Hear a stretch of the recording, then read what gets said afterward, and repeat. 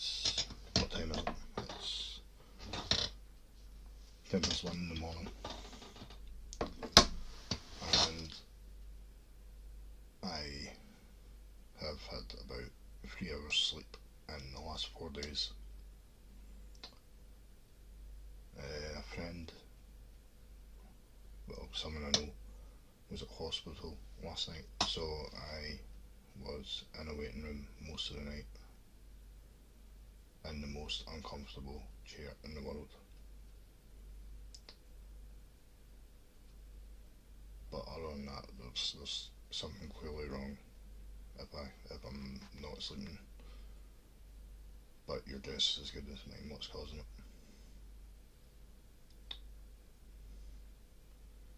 Yeah, so stuck at the hospital overnight with absolutely nothing but vending machines for company,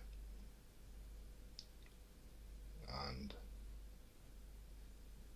yeah, so I managed to resist the temptation, but I got home today about 12:30 in the afternoon, and I had a fucking disgusting breakfast. It was maybe about 800 calories instead of my usual 344, so it was bad. Uh, but yeah, I managed to pull it back over the course of the day, and I finished, I think, around about 400, 500 under my daily allowance, so that's not so bad. I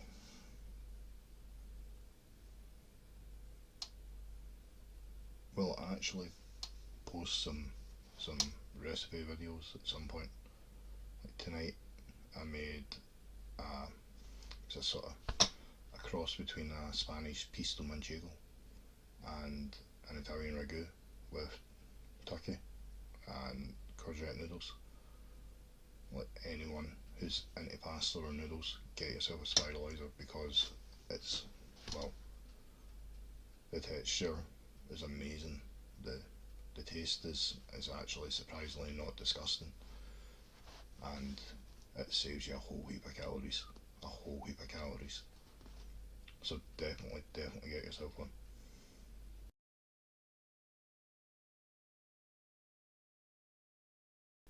And yeah, I don't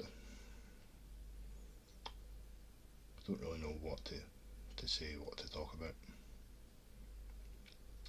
Obviously, I've not done any exercise today. Uh,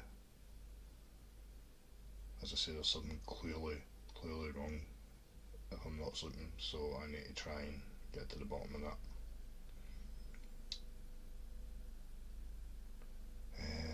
What to say, what to say.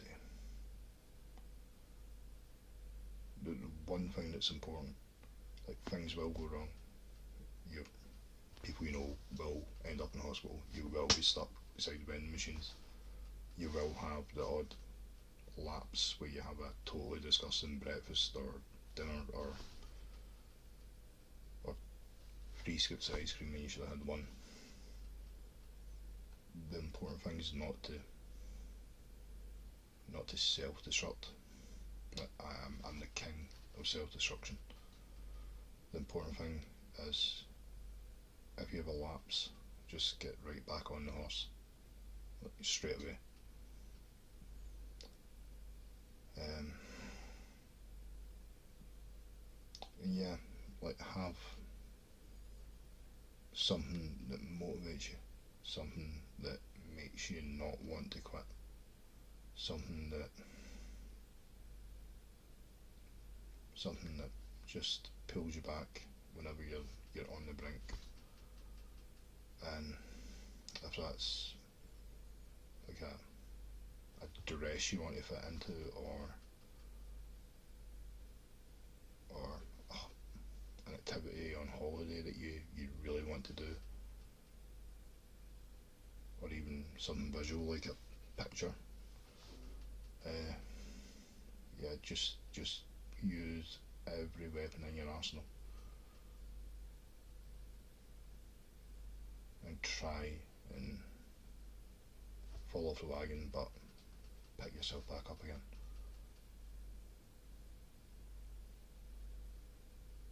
Yeah, don't quit. So, I guess I should maybe talk about my motivation.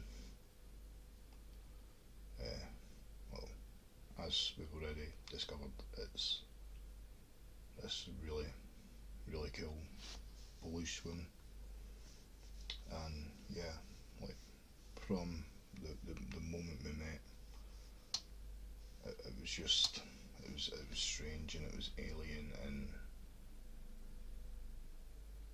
it was terrifying. As I've said, I was happy alone. I didn't want anyone, and she instantly changed that.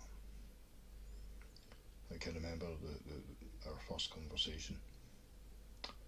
She asked if I knew anywhere in Poland, and I said that I really wanted to visit Gdansk because I'm someone who has been really supportive of my photography career.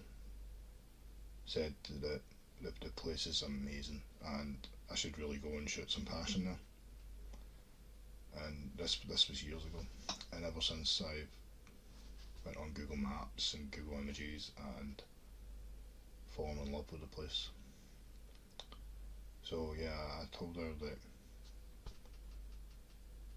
Gdansk was on my bucket list, and she says that's like really strange because whenever people talk about Poland, they always say that they know of Warsaw, Warsaw, and Krakow, and that's pretty much the extent of their knowledge. So she was like, that's really weird, especially considering I live like 30 miles from there, or I did live 30 miles from there. So it was like weird, and she asked where I live, and I told her that it's a small village and like no one's ever heard of it. I used to live 4 miles away from it and I'd never heard of it. And when I told her where it was, she laughed and said, that's really weird. I have a friend who works on a farm there, and I've been to the agricultural show many times over the years. And she told me the farm, and it kind of freaked me out because it's a farm where, as slightly stupid teenagers, we would. There's not much to do in this village, so don't try this at home. And I apologise because it's awful. We used to get drunk and we would climb up this cliff into this field. Well, I say a cliff. It's to make me sound exciting and swashbuckling, but it was more of a grassy hill. And we would climb up this cliff and over the barbed wire fence into a field, and would stand in the corner of the field in pitch black at about 2 or 3 o'clock in the morning, and we would scream our fucking heads off and make the biggest racket you've ever heard. And the cows in the field would start running, and the ground would shake, and it was terrifying in the dark. And the challenge was to walk from one corner of the field to the other corner without being crushed and dying. And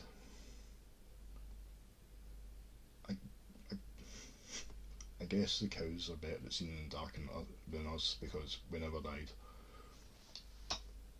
And yeah, it kind of freaked me out because when I, being the nosy bastard I am, googled the farm that she mentioned, it was the same farm. that really freaked me out.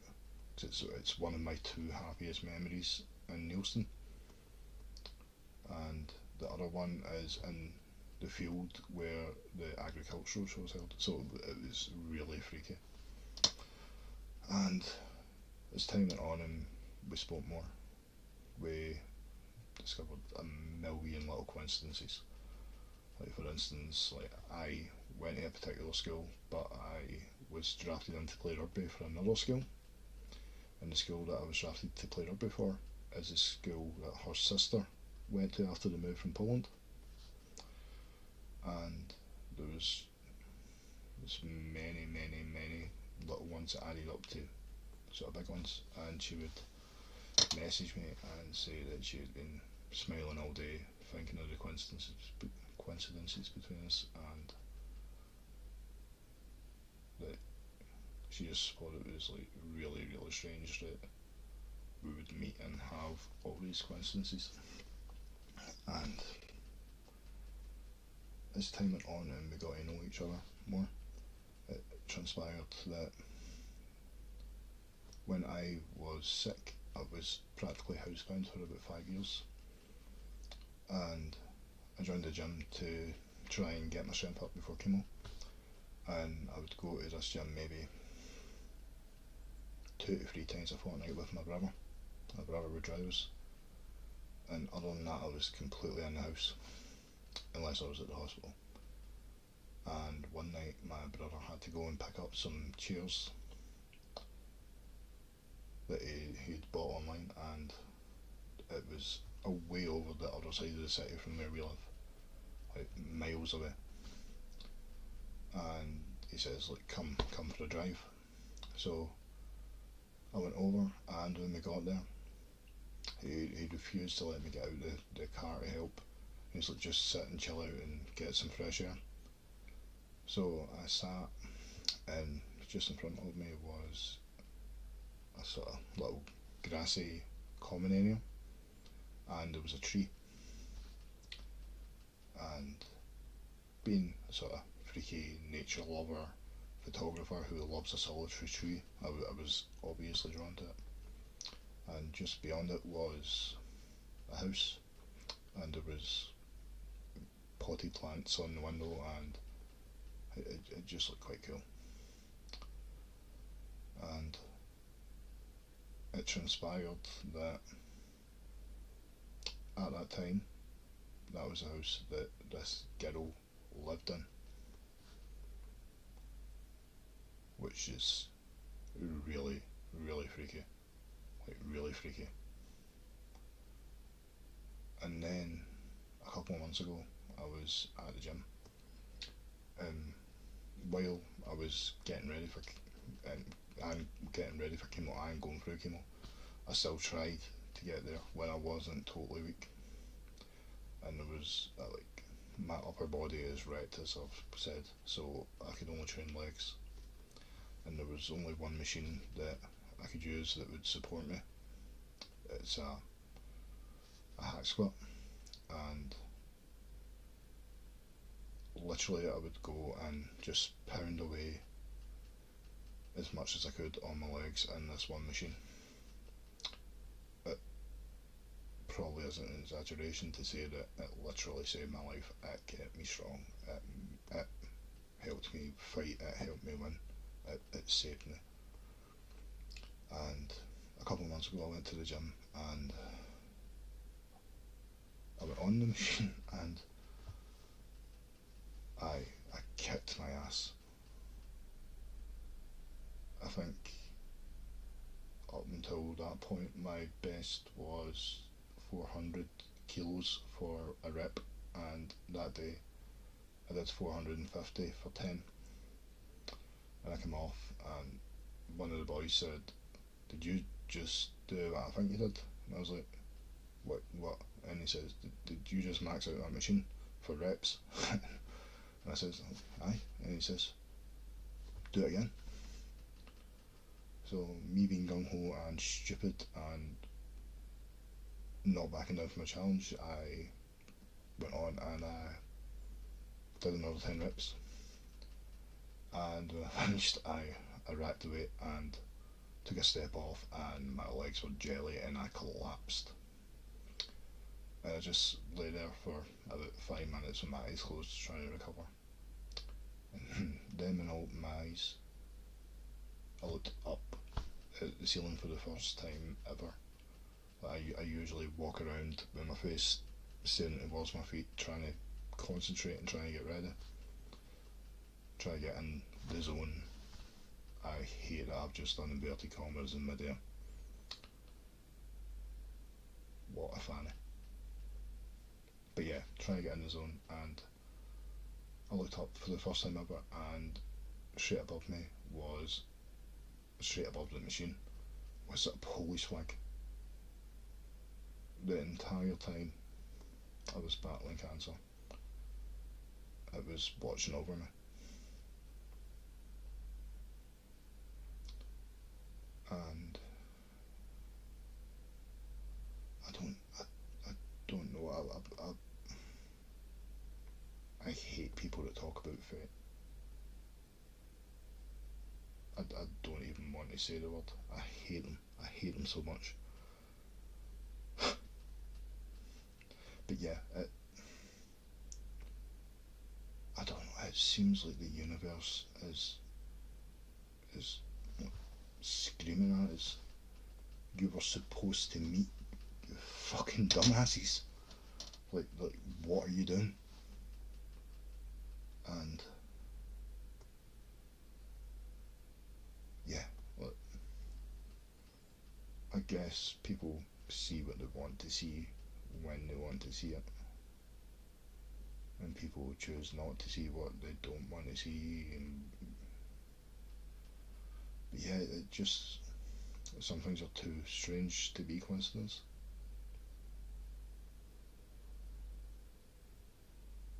Too plentiful to be coincidence. It's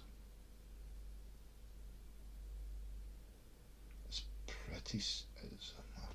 I don't even know. It's exciting to see if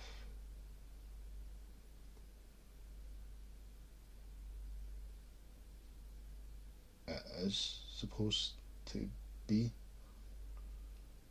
and it's terrifying at the same time, because how do you live up to that? I mean, it's a big one.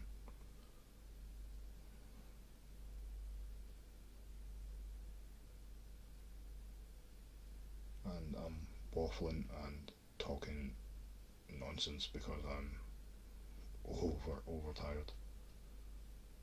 So yeah, I'm gonna go and stop annoying people. Cheers. Good night.